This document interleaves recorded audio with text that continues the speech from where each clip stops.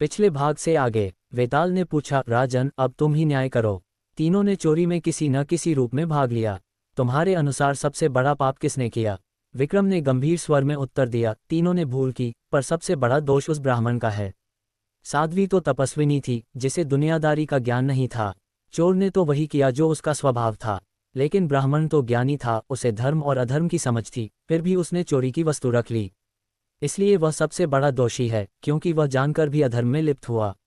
ये सुनते ही वेताल हंसा और बोला, राजन तुम फिर बोल पड़े। अब मैं उड़ चला। उज्जैन के राजा विक्रमादित्य फिर से उस शमशान के पेड़ पर लटके वेताल को उतारकर अपने कंधे पर लिए चले जा रहे थे। रास्ते में वेताल ने एक नई कहानी शुरू की और कहा, राजन सुनो एक विचित्र कथा, और अंत में बताना न्याय क्या है। बहुत समय पहले की बात है। एक राज्य में 3 मित्र रहते थे, एक वैद्य, एक मूर्ख और एक साधु। तीनों बचपन से साथ थे।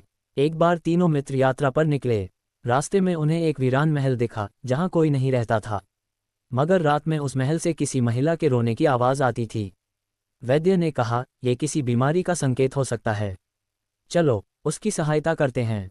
मूर्ख डर गया, पर साधु ने मौन धारण किया और महल में जाने के लिए सिर हिला दिया। तीनों रात में महल पहुंचे। वहां उन्हें एक सुंदर स्त्री मिली जो कहती है, मैं एक श्रापित आत्मा हूं, जो मेरी सच्ची पीड़ा समझेगा वही मुझे मुक्ति दिला सकेगा।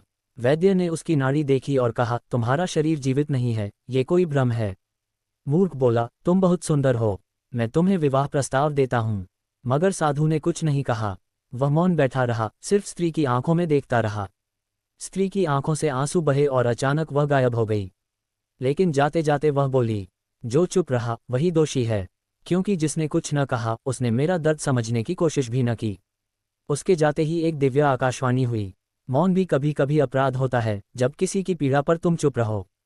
वेताल बोला, राजन बताओ उस स्त्री को मुक्ति न मिली क्योंकि वैद्य ने बीमारी बताई। मूर्ख ने मजाक किया, पर साधु मौन रहा।